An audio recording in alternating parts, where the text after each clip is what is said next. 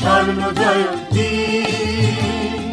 26শে জানুয়ারি, প্রিয় সেই নাম আকাশবাণীকে কবু কি ভুলতে পারি, কবু কি ভুলতে পারি, কবু কি ভুলতে পারি।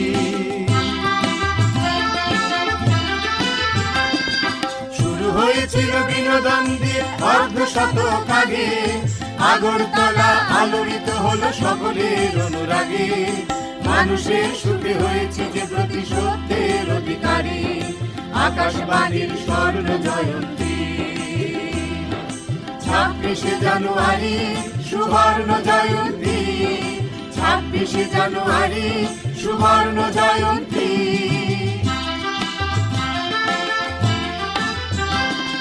জ্ঞান বিজ্ঞান কৃষি সংবাদ কাব্য গল্প আসরে, গানের আবেশে হৃদয় ভেসেছে জীবন থেকেছে শহরে, সুখের বাঁধনে জড়াবো সবাই প্রতিবেশী নর নারী, আকাশবাণীর স্বর্ণ জয়ন্তী।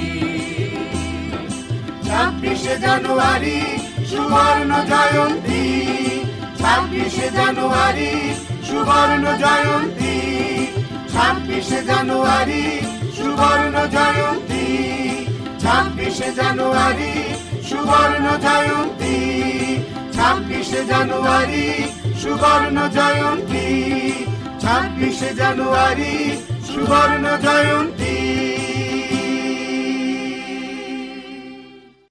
আমরা এখন কথা বলবো যার সাথে, তাকে আমরা আকাশবাণী আগরতলা কেন্দ্রে দুটো নামেই পেয়েছি।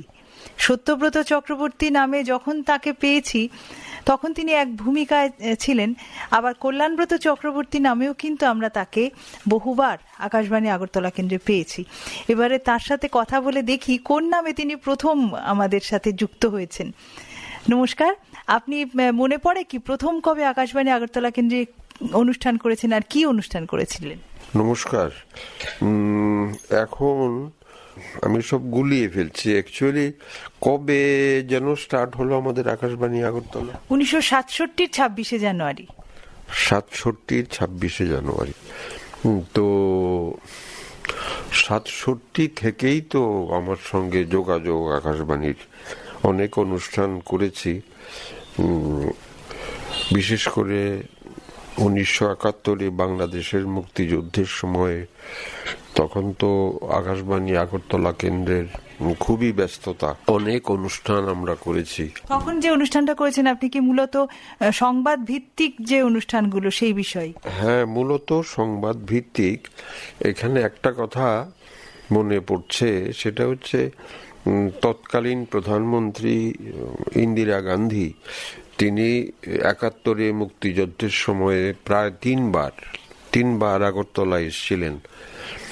তো তিনি এখানে এসে সংবাদপত্রের যারা সম্পাদক, সাংবাদিক, তাদের সভা ডেকে বলেছিলেন এই কথাটা রাজভবনে, যে এই মুক্তিযুদ্ধকে প্রমোট করে আপনারা খবর করুন, এটাকে সমর্থন করুন, এটাকে সহযোগিতা করুন, এই ভাবে খবর করুন। তো সেই সময়ে হঠাৎ করে আগরতলায় খবর এলো যে, আমি 71-এর কথা বলছি, আগরতলায় খবর এলো যে ঢাকায় রোশেনারা ইমাম বলে একটি কলেজ ছাত্রী, সে গায়ে মাইন বেঁধে পাকিস্তানি সেনাবাহিনী ট্যাঙ্কের সামনে আত্মাহুতি দিয়েছে, ট্যাঙ্কটা বিস্ফোরণে ক্ষতিগ্রস্ত হয়েছে, সে তো মারা গেছে, দেহ ছিন্ন ভিন্ন হয়ে গেছে। এই খবর আসার পর দুপুরের দিকে খবরটা এলো। তখন বাংলাদেশের অনেক সূত্র আগরতলা কাজ করছে, তার কারণ শরণার্থীরা এসছেন প্রচুর পরিমাণে। তো খবরটা এলো, অনেকে চেনেন, অনেকের মনে থাকবে কেপি দত্ত, কৃষ্ণপদ দত্ত। তিনি তখন রাজ্য সরকারের একটি দায়িত্বশীল পদে ছিলেন, অত্যন্ত সংস্কৃতি মনস্ক বিদ্বান ব্যক্তি ছিলেন কৃষ্ণপদ, খুব ভালো লিখতেন, বিশেষ করে রাজনৈতিক প্রবন্ধাবলী। তিনি হঠাৎ দুপুরবেলা ফোন করে বললেন, সত্য তুমি একটা লেখা তৈরি করে ফেলাও, এইরকম রোশেনারা ইমাম ঢাকায় আত্মাহুতি দিছে। তো আমিও লিখে ফেললাম একটা বিরাট বললো, আমাদের 40 মিনিটের অনুষ্ঠান হবে আকাশবাণীতে। তো তিনি এই অনুষ্ঠানের অর্গানাইজার, তার প্রেরণায় এই অনুষ্ঠান। তো লিখলাম সেই আবেগ দিয়ে। তখন আমার বয়স কত, তখন 71-এ 31 বছর বয়স। তো আবেগ টাবেগ দিয়ে লিখলাম, রোশেনারা তোমার সমাধির মৃত্তিকা চুম্বন করি, শপথ করি এই দেশকে স্বাধীন করব, হেন তেন এইসব করে খুব আবেগ দিয়ে লেখা হলো। সন্ধেবেলা সেই অনুষ্ঠান প্রচার হলো। কমেন্টারির সঙ্গে ছিল গান, দেশভক্তির গান, বাংলাদেশের গান, ও আমার সোনার বাংলা, আমি তোমায় ভালোবাসি, এই গান ইত্যাদি জনপ্রিয় হলো। সেই সময়ে একটা 71-এর একটা আবেগের জোয়ার চলছিল, এটা বেশ জনপ্রিয় হলো। অনেকেই অনুষ্ঠান শুনে প্রশংসা করলেন। পরে খবর পাওয়া গেল এটা গুজব, এইরকম কেউ প্রাণ দেয়নি। রোশেনারা নামটাই একটা ফিকটিশিয়াস নাম, মুক্তিবাহিনী সোর্সেই এই খবর এলো। তখন তো 100 রকম গুজব হাওয়ায় ঘুরছে ইয়েতে। তো যাই হোক, তো তারপরে এইটা যে আপনারা আকাশবাণীর থেকে যে একটা প্রচারিত হলো অনুষ্ঠান, যে একটা ভুল ঘটনাকে কেন্দ্র করে, তার কোনো বিরূপ প্রতিক্রিয়া কি পরে শুনেছেন? না, বিরূপ প্রতিক্রিয়া কিচ্ছুই হয়নি। তখন একটা প্রচন্ড আবেগের ইয়ে চলছে, জোয়ার চলছে সর্বত্র। সবাই চাইছে বাংলাদেশ লড়াই করে স্বাধীন হোক। এই স্বাধীনতার সংগ্রাম আমাদের ঘরের সীমান্তের কাছে একটা দেশ মুক্তিযুদ্ধের ভেতর দিয়ে স্বাধীনতা অর্জন করতে চাইছে। এটা আমাদের নৈতিক দায়িত্ব, গণতান্ত্রিক দায়িত্ব তাকে সমর্থন করা। এই রকম মানসিকতা ছিল সর্বস্তরে। তো এই 71-এর যুদ্ধের সময়ে তো প্রচুর অনুষ্ঠান হয়েছে আকাশবাণীতে। তখন কারা কারা প্রোগ্রাম এক্সিকিউটিভ ছিলেন, পেক্স ছিলেন, আমার ঠিক মনে পড়ে। বা আপনার সাথে কারা প্রোগ্রাম করেছেন সেই সময়, অনুষ্ঠান করেছেন, সেরকম মনে পড়ছে কারোর নাম? হ্যাঁ, সেই সময়ে অনেকেই অনুষ্ঠান করেছেন। আমরা বিজন কৃষ্ণ চৌধুরীকে পেয়েছি, আমরা শঙ্খপল্লবকে পেয়েছি, আমরা মিহির দেবকে পেয়েছি বিভিন্ন অনুষ্ঠানে। গান গাইতেন যারা, তাদের মধ্যে কারোর নাম মনে পড়ে? সমীর কান্তি দাস গান গাইতেন। অনেকেই তো গান করতেন, দেশভক্তির গান করতেন সেই সময়টা। সেই সময় প্রচুর অনুষ্ঠান হয়েছে। এরপরে আর কি কি অনুষ্ঠান করেছেন? এর আগেই তো 67-তে হলো, এর আগেই তো অনেক অনুষ্ঠান করেছি। বিশেষ করে বিধানসভার কার্য বিবরণী প্রচার সন্ধ্যেবেলা হতো, যখন অ্যাসেম্বলি চলতো সেই সময়টায় লোকে শুনতো, অনেক লোকে শুনতো তখনকার অনুষ্ঠান। এখনকার টিভির যে সর্বব্যাপক একটা প্রভাব, এটা তো ছিল না। এটা হয়েছে বলতে গেলে 90 দশকের গোড়ার দিকে। মানে কি এখন বলছেন যে রেডিও কেউই শোনে না, বলছেন কি আপনি? কেউই শুনে না বলি না, তবে আগরতলা শহরে রেডিও খুব একটা লোকে শুনে মনে হয় না। তবে অপেক্ষাকৃত শহরতলি বা গ্রামাঞ্চলে রেডিও এখনো সমাদৃত। লোকে রেডিওর খবর শোনে, আস্থা রাখে রেডিওর খবরের ওপর।